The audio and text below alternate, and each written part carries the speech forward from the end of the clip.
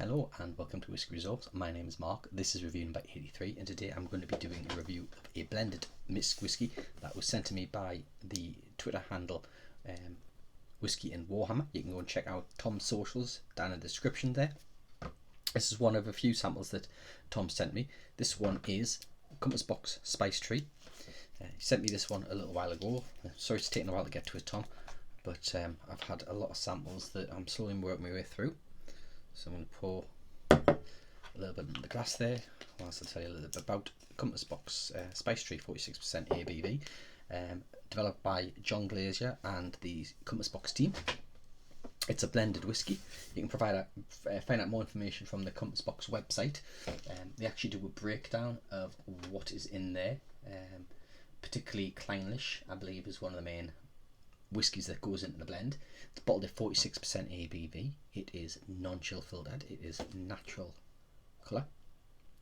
Average retail price of £45.32. The value score information, as always, will be available on the website. So if you click the link in the description, that'll take you to the review, which has a bit of extra information in there, together with my overall score, which will be in the review. So Compass Box do a wide variety of different blended malts and Scotch whiskies, which would include grain. This particular one is a blended malt Scotch whisky, so there is no grain in this particular blend.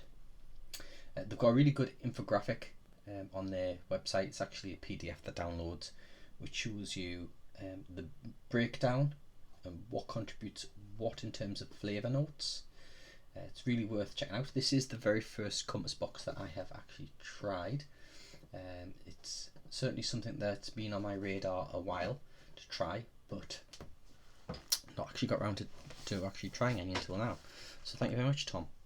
So on the nose, I can like get the wafts of whiskiness from the glassy before I even got near my nose. So on the nose, rich and fruity. That's quite a deep richness, that. It's very aromatic. That's definitely a word. I'm glad it's at 46% because that's going to help. It's spicy, so I don't know if that's subliminal coming from the Spice Tree name, but it is spicy. There's a bourbon-esque nose coming off there of oak and vanilla, so I think possibly the oak is contributing some of that spiciness there. Yeah, it's predominantly it's lovely fruity, but then it's bourbon, it's spicy, the spice is jumping out of the glass at me, and aromatic of herbs, very spicy herbs. Oh, this is going to be a nice one. Right, it's on the palate.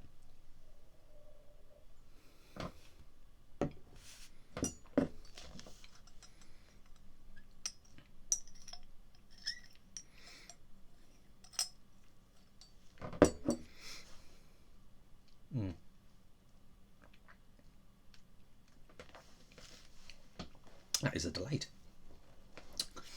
So it's fruity, it's vanilla, touch of toffee. That spice just goes on and on. It starts and it builds up a bit, and as all the other flavours start to die out, as you approach the finish, the spice just jumps to another level and it tingles your tongue. Very, very peppery, and I'd say it's got a mix of white pepper and a bit of black pepper, but I would say it's predominantly the white pepper, I think. A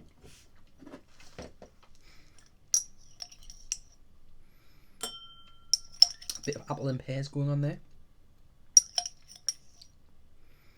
Lemon. Light sugar, light brown sugar. Bitterness is starting to build now on the tongue and the back of the palate. Is there any sherry maturation going on in here? Because it certainly has a nice fruity note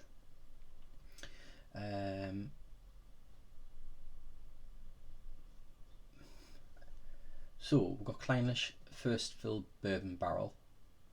We've got Dailuaine refill hogshead. Highland malt in custom French oak. Highland malt from custom French oak. Another Highland malt blend from custom French oak. And a final Highland malt from custom French oak, from varying medium to heavy to light to medium toasting. Light toasting. So the toasting is probably going to be contributing quite a bit of that spice. Very good breakdown. Impressed. Put a bit of water in there. So that's released more of that bourbon-esque nose to it. That is lovely.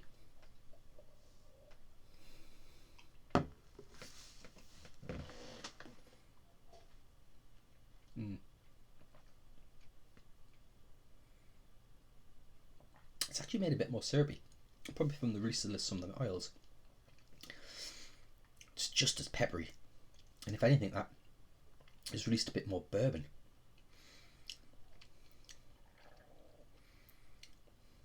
Fruit. I think the bitterness is a little bit off-putting because it does end with an almost artificial saccharine type bitterness.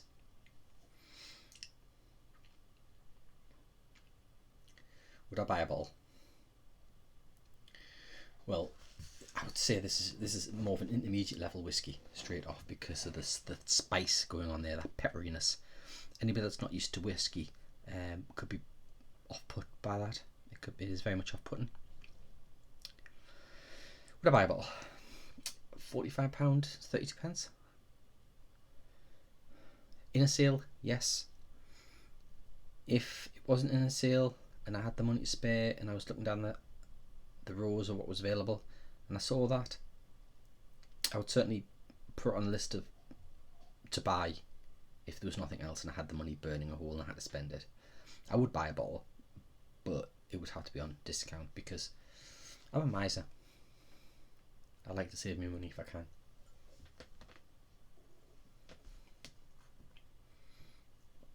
But there's no age statement on this.